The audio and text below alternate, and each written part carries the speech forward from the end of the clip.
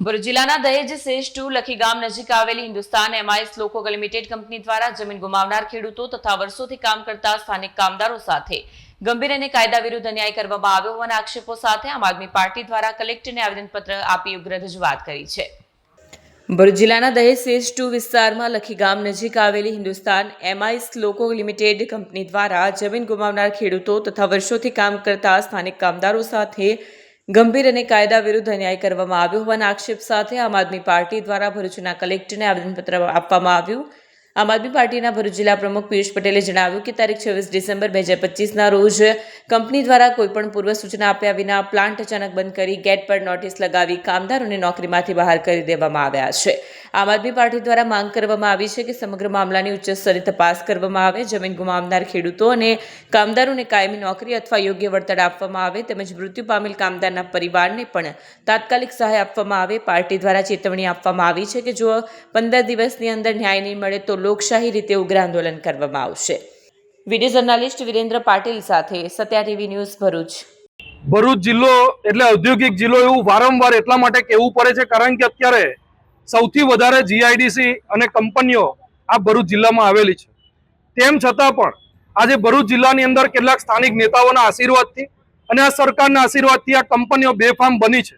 કંપનીઓના માલિક દ્વારા કામદારો સાથે બિલકુલ અમાનવીય વ્યવહાર કરવામાં આવે છે। એવો જ એક પ્રશ્ન અત્યારે દહેજ ખાતે હિન્દુસ્તાન એમઆઈએસ કંપનીમાં અત્યારે બનાવો બન્યો છે। લેન્ડ લૂઝરો પાસે જે જમીનો લઈ લેવામાં આવી સ્થાનિક ખેડૂતો પાસેથી, આ ખેડૂતોની જમીનો તો લઈ લીધી, એની સામે એ લોકોને નોકરી આપવાની વાત કરી, એ લોકોને નોકરી પણ આપી દીધી, પરંતુ હાલમાં થયું છે એમ કે 26 તારીખના રોજ જ્યારે કામદારો કંપની ઉપર જાય છે ત્યારે ખબર પડે છે કે કંપનીના ગેટ ઉપર એક નોટિસ મારી દીધી છે અને એ કંપની એ લોકોએ બંધ કરી દીધી છે। ત્યારે એ લોકોને જે ગ્રેજ્યુટી આપવામાં આવે છે એ પણ 1.5 લાખથી 3 લાખની વચ્ચેની ગ્રેજ્યુટી એ લોકોને બતાવવામાં આવી છે। સાથે જ એ લોકોને તાત્કાલિકના ધોરણે કંપનીઓ બંધ કરી દીધી। હવે અહીંયા જે સ્થાનિક ખેડૂતો હતા એ ખેડૂતોની દુવિધા એટલી બધી છે કે એ લોકોએ જમીનો તો ગુમાવી દીધી જેની પર એ લોકો આજીવિકા કરી ખાતા હતા, ત્યારે હવે એ લોકોએ જમીનો ગુમાવીને હવે એ લોકોએ નોકરી ગુમાવવાનો વારો આવ્યો છે। ત્યારે તમામ પરિવારો સાથે એ લોકો અહીંયા કલેક્ટર કચેરીએ ભરૂચ જિલ્લામાં આવેદનપત્ર આપવા માટે આવ્યા છે। આજે અમે માંગણી કરીએ છીએ કલેક્ટર સાહેબ પાસે કે આવી કંપનીઓની મનમાની ચલાવી લેવામાં ન આવે અને જે કોઈ પણ સ્થાનિક નેતાઓના આશીર્વાદ હોય એ નેતાઓ પણ સમજી લે કે આવી કોઈ મનમાની જો કદાચ તમે લોકો કંપનીઓ સાથે રહીને કરતા હશો તો આમ આદમી પાર્ટી આ તમામ લોકો સાથે હર હંમેશ ઉભેલી છે અને આ કંપનીના આગામી દિવસોની અંદર ગાંધી ચિંધ્યા માર્ગે કદાચ કંપની વિરોધની અંદર આંદોલન કરવાનું થશે ત્યારે પણ સમગ્ર ભરૂચ જિલ્લાનું સંગઠન આ કામદારો સાથે ભેગા મળી અને એમની સાથે આંદોલનમાં પણ જોડાશે। પરંતુ આજે માંગણી એટલી છે કે એમની જે ગ્રેજ્યુટી જે 3 લાખ સુધીની જે આપવામાં આવી છે એને વધારવામાં આવે। એમની જે જમીનો લઈ લીધી છે આ જમીનોના નામે જ્યારે એમને બેઘર કરી દીધા છે અને આજે એમનો સેકન્ડ પ્લાન અત્યારે હિન્દુસ્તાન એમઆઈએસ વાળાનો પાનોલીમાં ચાલુ છે, આ પ્લાનની અંદર પણ આ કામદારો જવા માટે તૈયાર છે। તો એમની બે માંગો છે, અહીંયા મોટામાં મોટું વળતર આપવામાં આવે, અન્ય આ તમામ કામદારોને પાનોલી ખાતે જે પ્લાન્ટ છે એ પ્લાન્ટની અંદર એ લોકોને નોકરી પર લેવામાં આવે। આ બે માંગ સાથે આજે જિલ્લા કલેક્ટર સાહેબને અમે રજૂઆત કરવા માટે આવ્યા છે। અસ્તુ અત્યારે 40 જેટલા કર્મચારી છે। આ એવા કર્મચારીઓને આ લોકોએ બેઘર કર્યા છે કે જે લોકો આ કંપનીની અંદર કંઈક ને કંઈક નાની મોટી જે પ્રોબ્લેમો હતી એ પ્રોબ્લેમોનો અવાજ ઉઠાવતા હતા। આ લોકોએ જમીનો ગુમાવેલી છે। આ લોકોને જે ગ્રેજ્યુટી આપવામાં આવી છે એ પણ એ હેતુસર જ આપવામાં આવી છે। બીજું કે ગ્રેજ્યુટીની સાથે સાથે એ લોકો અત્યારે ધમકી ભરી આ લોકોને પત્ર આપી રહ્યા છે। એ પત્રની નકલો પણ આની સાથે અત્યારે અમે લોકોએ સામેલ કરેલી છે અને અમે જિલ્લા કલેક્ટર સાહેબને અમે અત્યારે આપી રહ્યા છીએ। મારું નામ રેખાબેન ભગવાનભાઈ આહિર છે ને હું દહેજ લખી ગામ રહું છું અને અમારી જમીન જતી રહી હતી તેમાં અમારા ઘરના બધાને લેન્ડ લૂઝર તરીકે નોકરી પર લીધા હતા ને હમણાં એ લોકોને છૂટા કરી દીધા। તો હવે અમે જઈએ ક્યાં? અમારી પાસે નથી બીજી નોકરી નથી કે નથી અમારી પાસે જમીન, તો અમે કરીશું શું?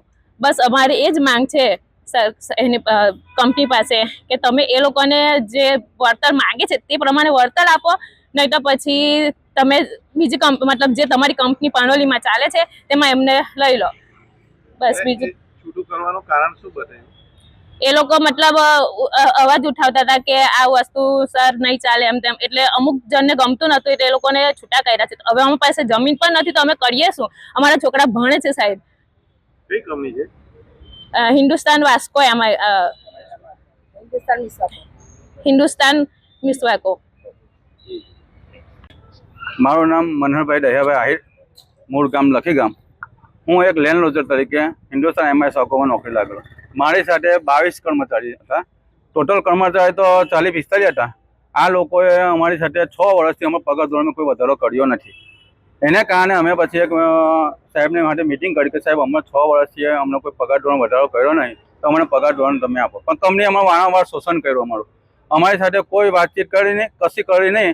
અને અમને 22 જણને બીજા બધા જે માણસો હતા અંડર એમ્પ્લોય એ બધાને પનોલી ટ્રાન્સફર કર્યું. અને અમને જે છે એમને 26 તારીખે એ લોકોએ અચાનક કંપની પર ગેટ સવારમાં 6 વાગે આવી અને ગેટ પર નોટિસ મારી હતી. જ્યારે અમે નોકરી પર ગયા 9 વાગે ત્યારે ગેટ પર નોટિસ હતી, અમને અંદર ઘૂસવા નહીં જાય. ત્યારે અમને ખબર પડી કે કંપની બંધ કરી. અમને આગળ તો કોઈ અમને જાણ જ નહીં કરી. તો આ 22 જણ જે છે, તમે બીજા જો એમ્પ્લોયને ત્યાં ટ્રાન્સફર કરી શકતા હોય તો આ 22 જણે શું કર્યું? અમે લેન્ડ લોજર શું કર્યું? અમે જમીન ગુમાવી છે. ત્યાં અમે સસ્તા ભાવે જમીન લઈ લીધી. અમને લેન્ડ લોજર તરીકે એ લોકોએ ફોર્મ આપ્યું અને અમને નોકરી પર લીધા. આજથી 10 થી 11 વર્ષથી અમે ત્યાં નોકરી કરીએ છીએ ને એકદમ નિષ્ઠાપૂર્વક કરીએ છીએ. એમને અમને જે ટાર્ગેટ આપેલું કે 100 ટન મટીરિયલ કાઢો ને 100 ટનની ઉપર અમે કાઢીને આપેલું, એટલું બી અમે ફૂલ નિષ્ઠાપૂર્વક કામ કરેલું. હવે અમને અચાનક આ લોકોએ કાઢી મૂક્યા. તો હવે અમારા છોકરા ભણે, અમારા મકાનની લોનો ચાલે, તો હવે અમારો પગાર બંધ કર્યો તો અમારે હવે શું કરવું? એટલા માટે અમે કલેક્ટર સાહેબ પાસે આ ન્યાય માટે આવેદનપત્ર આપવા આવ્યા.